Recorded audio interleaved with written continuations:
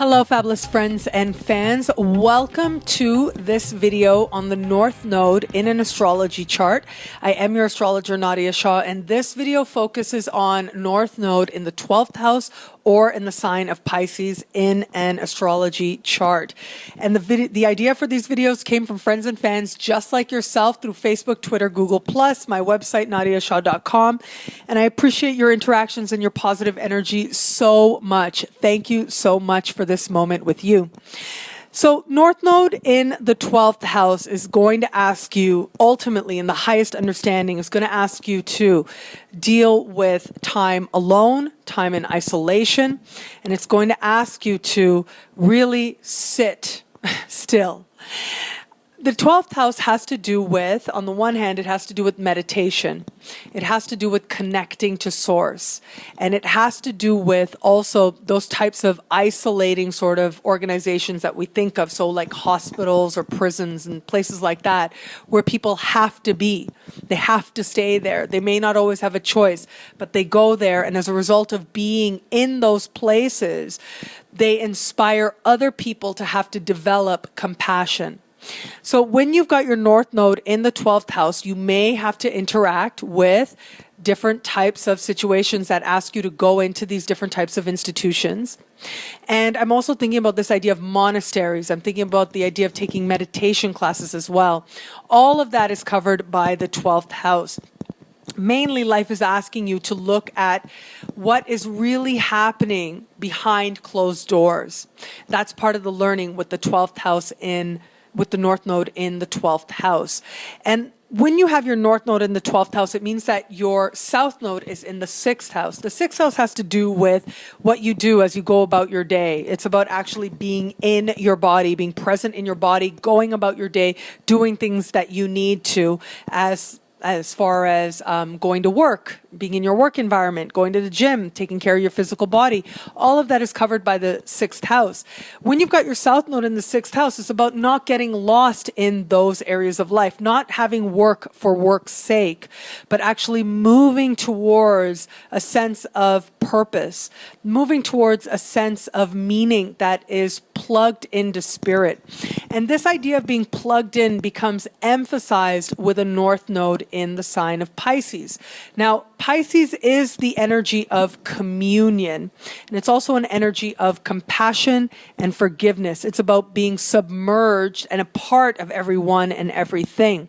And so with the Piscean energy with the North Node in Pisces, this idea of you needing to actually connect with source and meditating, life is going to put you in lots of situations to do that. And so what I advise people, when I see that they have North Node in Pisces, I say, okay, actively cultivate this energy. Take a little bit of time. Take 5 minutes every day.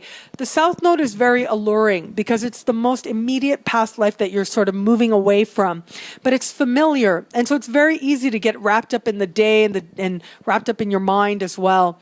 However, if you can allow yourself to be still, then you allow this Piscean North Node to manifest in ways that are truly healthy for you and probably for the people around you as well, that are going to allow you to plug into source, be recharged, understand your spiritual direction, allow you to move in a direction of your own evolution based on the energy that you access, even if you can't intellectualize it or verbalize it necessarily.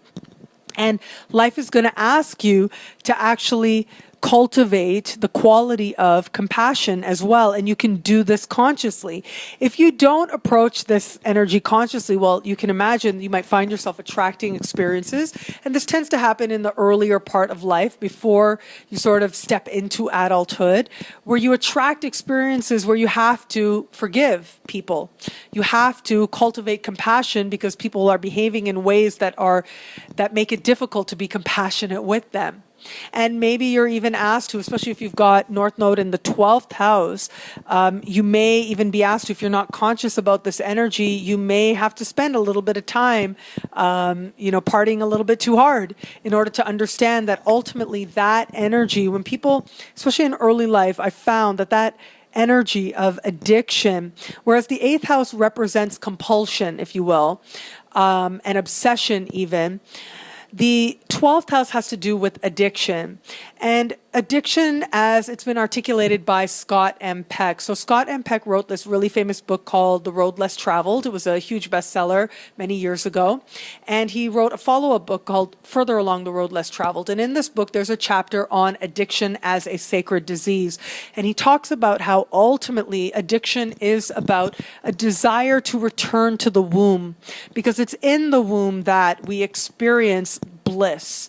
We experience this sense of being totally plugged into source. Everything we need is provided for. It's this place of absolute emotional, spiritual bliss. And that's ultimately what the addict is going for, except it's manifesting in ways that maybe aren't so healthy. So if you've got the North Node in your 12th house, then you're being asked to manifest this energy in its highest possible sense, in the healthiest way possible. And a part of that, maybe there tends to be sometimes there can be a little bit of experimentation with drugs in the earlier part of life as part of accessing the spiritual energy. But ultimately, wherever the North Node is, you're asked to go above and beyond. You're asked to bring about the higher, more enlightened understanding of this energy. And ultimately, you are going to be led in a direction that's going to ask you to move away from simply partying too hard or getting into the substances, and thinking more in terms of the energies you have access to based on your own choices, and less about what you're ingesting and more about what you're choosing. And it becomes much more about cultivating practices that take you to that place of bliss, and understanding how that place of bliss actually ends up being a place where you're recharged, and also your direction becomes a lot easier as well. There are times in life when all of us sort of have a little bit of struggle, and the 12th house, because it has to do with endings, to a certain extent, it also has to do with self-sabotage as well, because it's those sort of secrets we're not aware of, the unconscious mind and how that's sort of determining a lot of things. We're not always aware of that. But with the 12th house, we're asked to bring the shadow to light.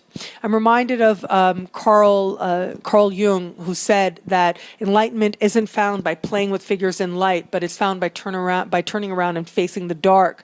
And it's really about that. It's about looking at those things you reject within yourself and understanding that it's actually all a part of you. And by doing that, you're able to increase your sense of connection to everyone and everything, which ultimately is the greatest source of compassion that there is.